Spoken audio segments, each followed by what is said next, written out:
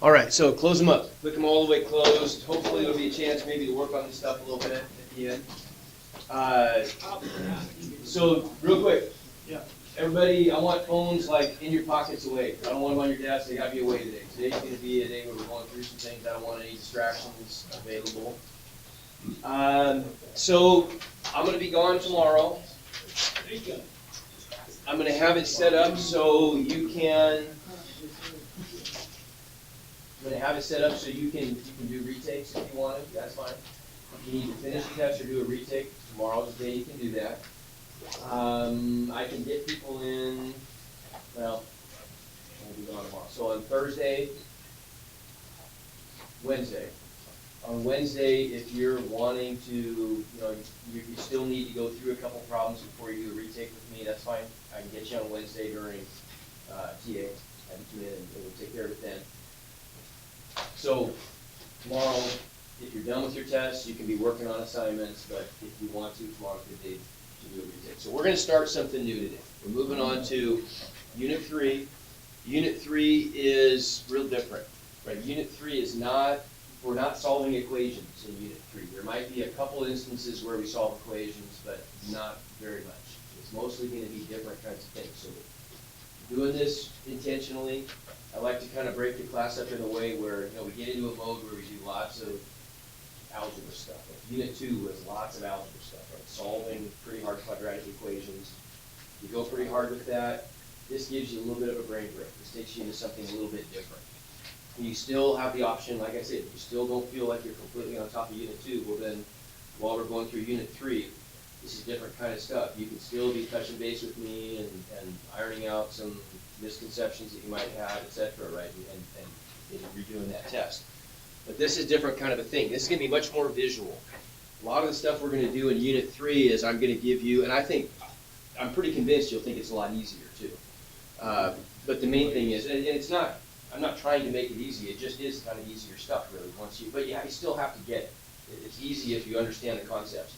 A lot of it's very visual though. A lot of it's going to be things where I'm going to give you a graph of a function. I'm going to ask you to do things over the next week or so, like write down the intervals on which the function is increasing, or the intervals where the function is decreasing, or where it's positive value, or negative value.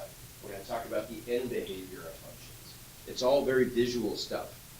It's not very much where you have to do lots of concrete algebra steps.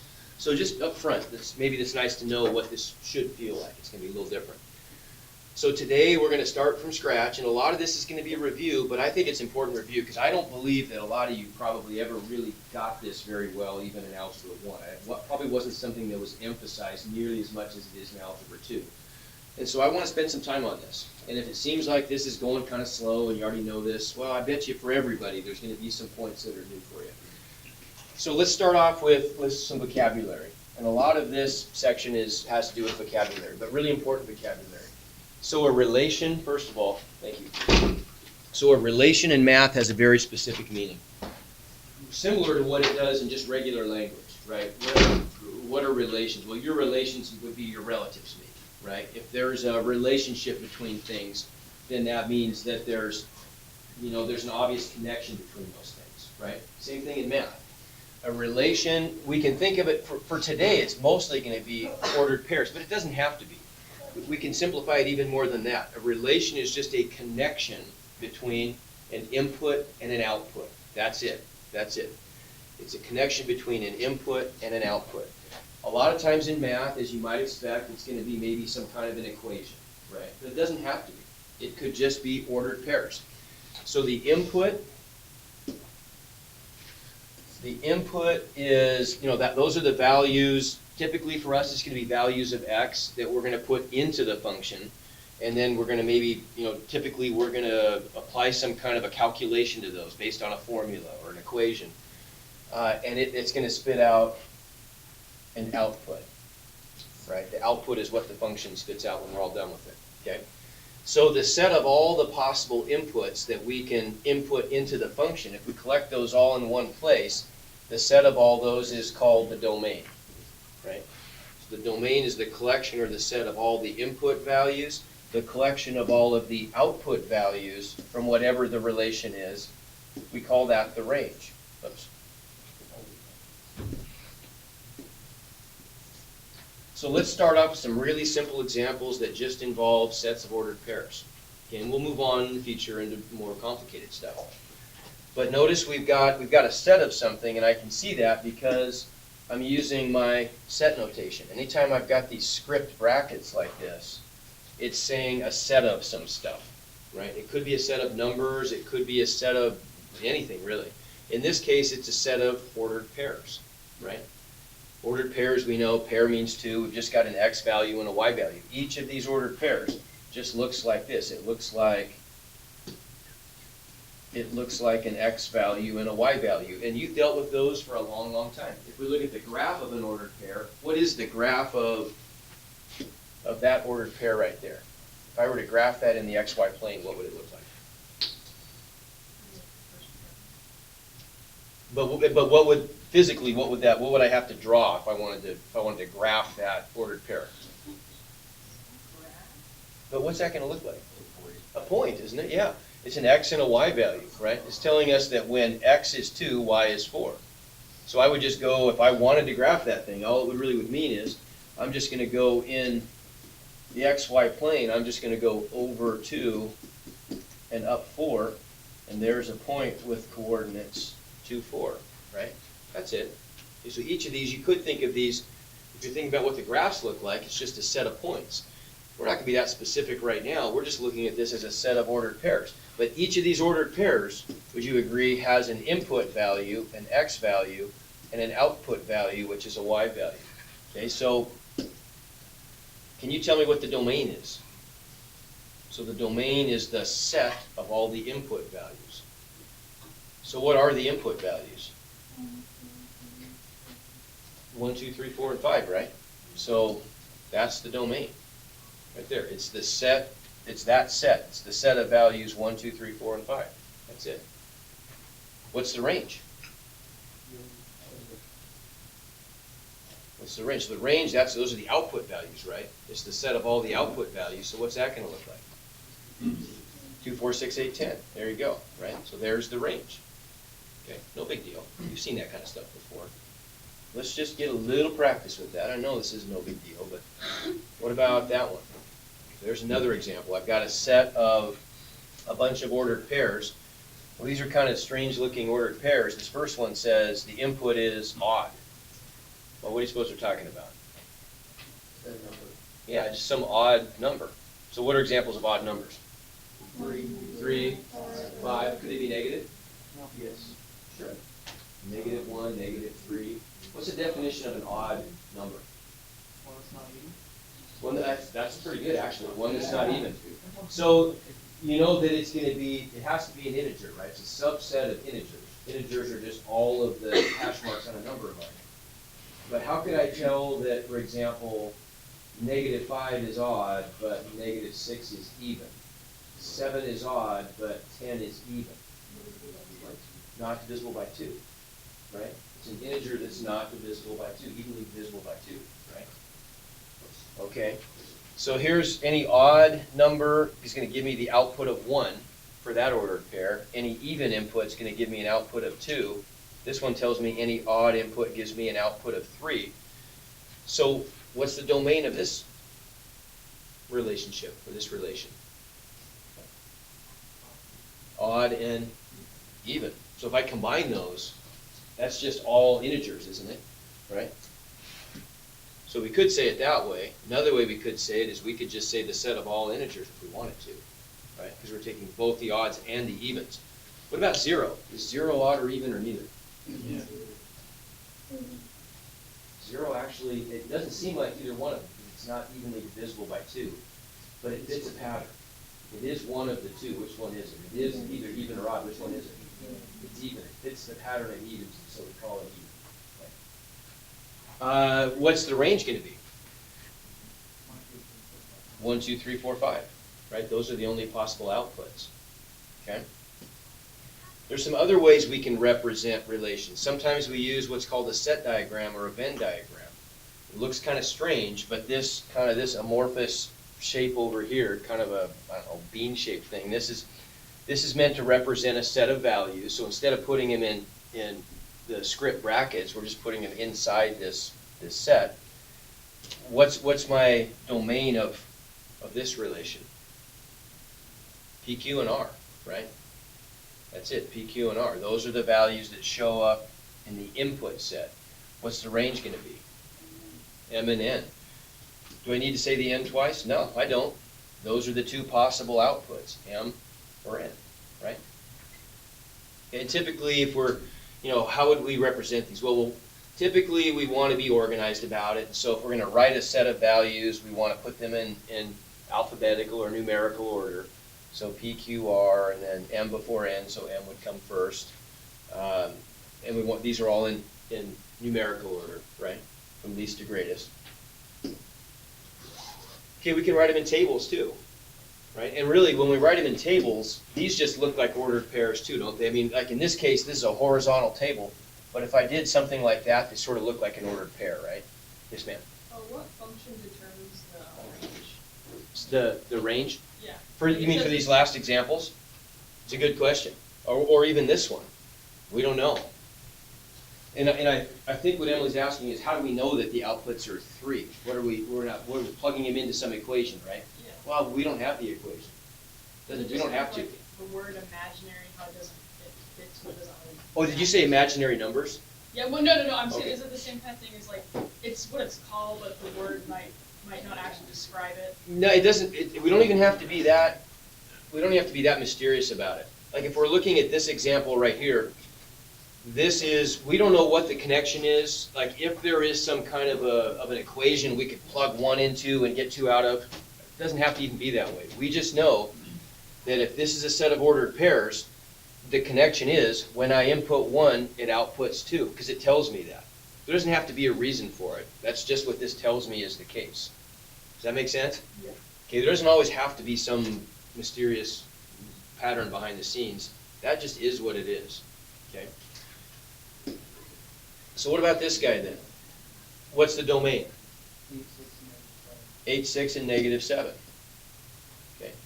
So if we put those in order, we put the -7, 6, and 8. Good. What's the range? 3. That's it.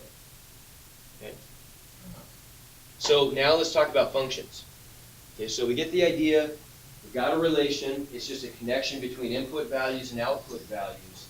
A function is a special kind of relation. So a function is a relation. All functions are relations, but not all relations end up being functions. Does that make sense? It's like saying all females are human, but not all humans are female, right? So functions are a subset of the set of relations. Functions are special relations, and here's how they're special. Functions, for it to be a function, it has to assign a single element in the range to each element in the domain. There's an easier way of saying that than maybe you did in Algebra 1. If it's a function, for each input there is exactly 1 output. Okay? If that's true, if for every input there's exactly 1 output, then it's a function. Okay? So now we're going to do something else here. In other words, no x values could be repeated if we wrote it as a set, or a set of ordered pairs, or in a table or something. Okay? So let's go back to our first example. You already told me what the domain was, right? The domain was 1, 2, 3, 4, 5. The range was 2, 4, 6, 8, 10. But I want to know, is it a function?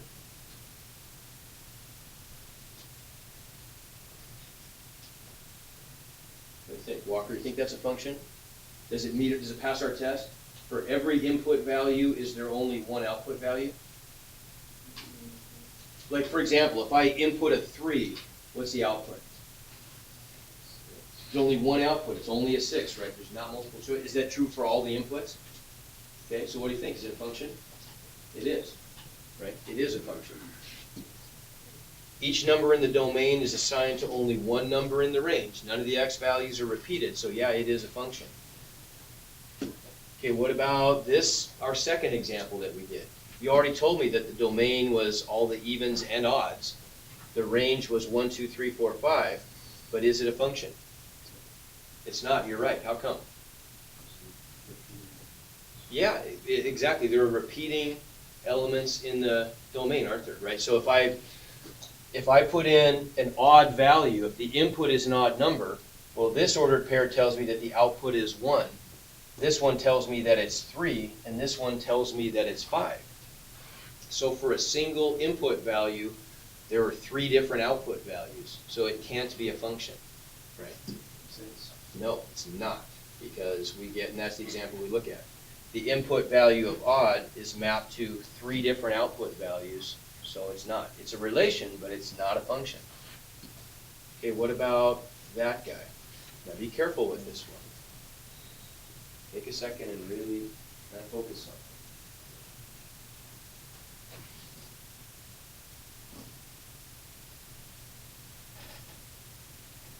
What do you think?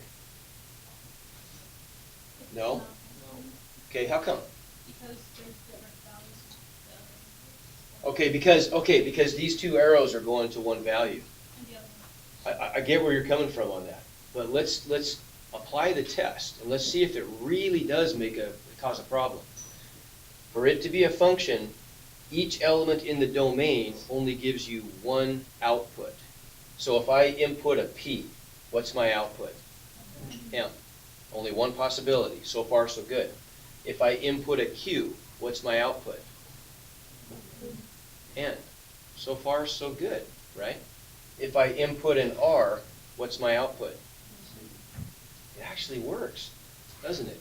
Because each input is only giving me one output. It's a little strange, maybe, that 2 of the outputs happen to be the same thing, but that doesn't disqualify it as a function. This actually is a function, because every input only maps to one output. Now let's compare that. So there's one that is a function. Let's compare that to, that one's obviously a function, right? Yeah. But let's compare it to one, Definitely not. how about that guy? You see the problem? And I think that's maybe what people were thinking about when they said no. This one is not a function. How come? Because there's 2 outputs. Yeah, because the input value Q is mapped to multiple output values. So an input of Q could give you an output of Y or an output of Z. So that one is not, right? So we ended up with, if we kind of keep track of this for our notes, that's a yes, that's a yes, but this one is clearly a no, and there's why, right? Okay? So what's the domain of this function? Well, you already told me, right? -7, 6, and 8, and the range is 3. Now let's do something with this. Oh, is it a function first of all? Yes. It is. I guess I gave it away. It is, right? Because each input only maps to one output. Okay? Let's graph this thing, right? So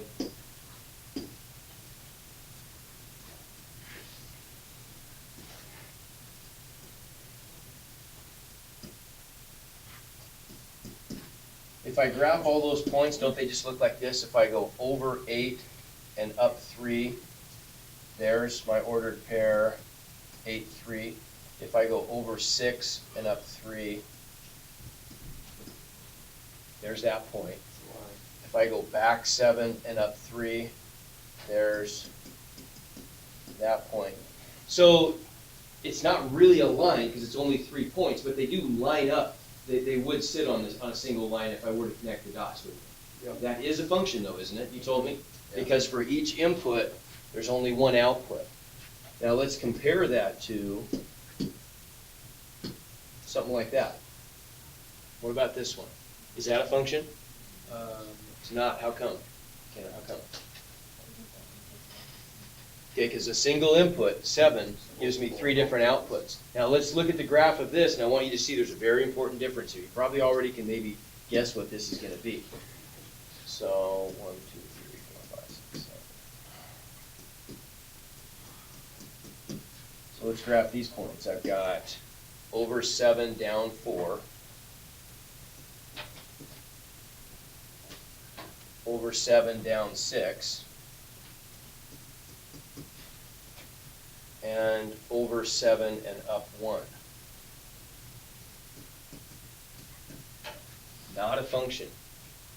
Can you think of something about the alignment here that maybe gives that away? Okay, they line up vertically, right? You see that when points line up vertically like this, that means they're not a function?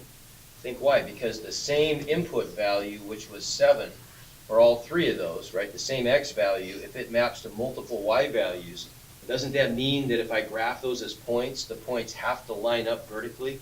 If they have the same x value but different y values, that's a mathematical prescription for points that line up vertically, right? So this was fine. Lining up horizontally was no problem, but lining up vertically was a problem. So we can turn that into, and what test does this relate to? Do you remember what this is called? The vertical line test. Raise your hand if you remember that. No, you don't. Most people. That's okay if you don't. No big deal. We're going to cover it right now. But this gives us a really simple visual test if we're looking at a graph of a function to tell if it is a function or not, right?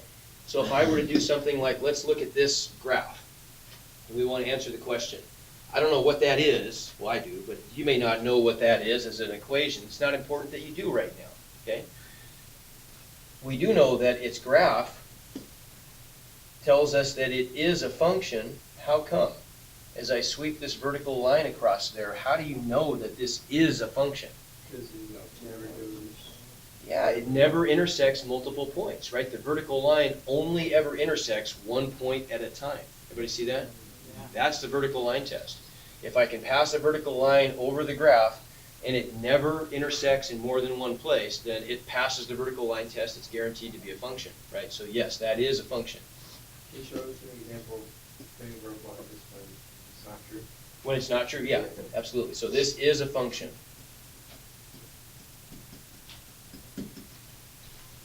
Okay, how about that one?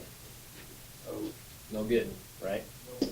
There's infinite places where I could show that this fails. There's one of them right there, right?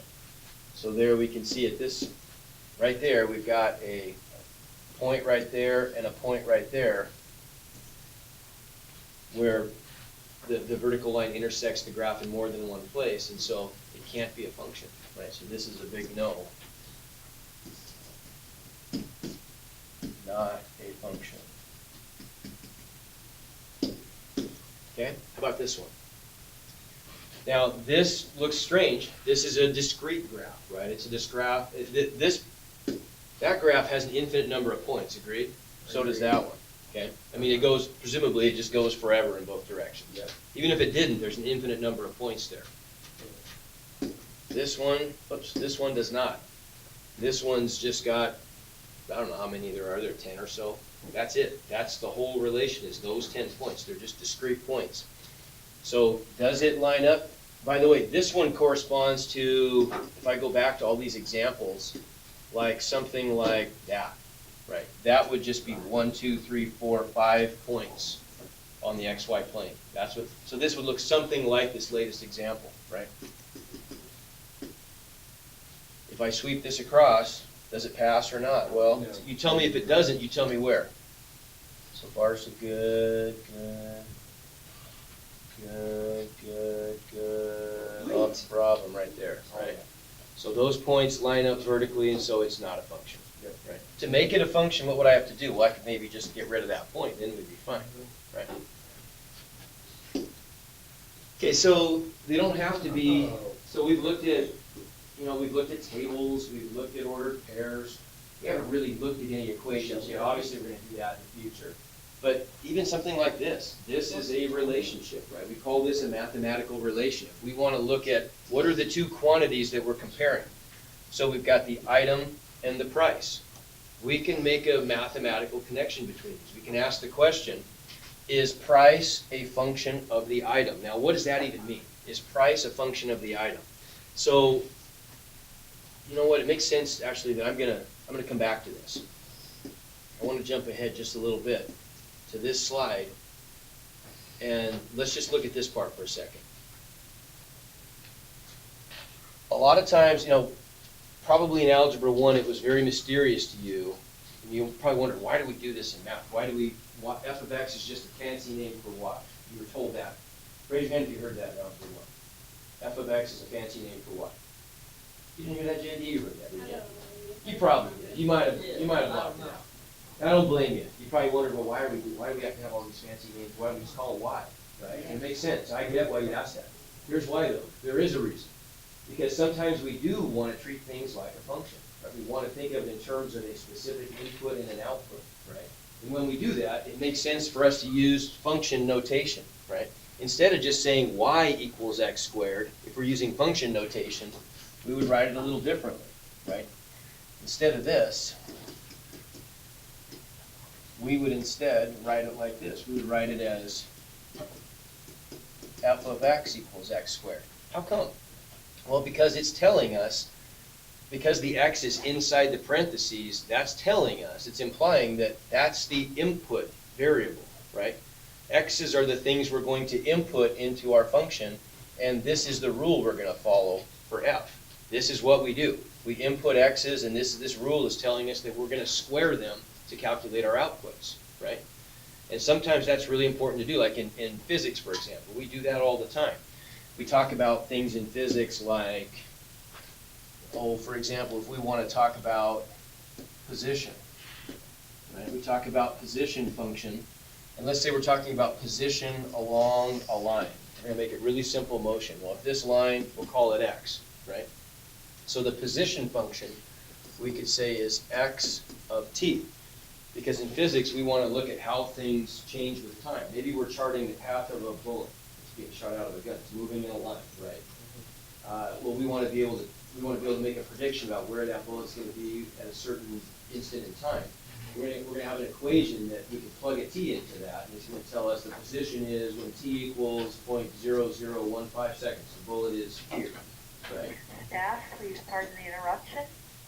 Teachers, you need to check your email for any advisory students you may have that should be sent to the Commons following the reading of the announcement.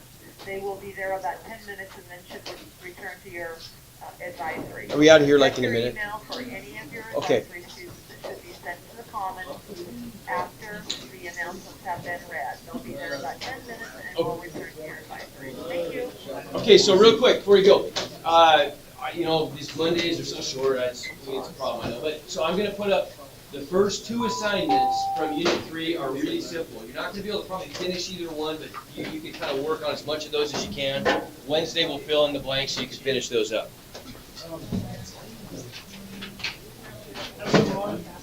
See ya.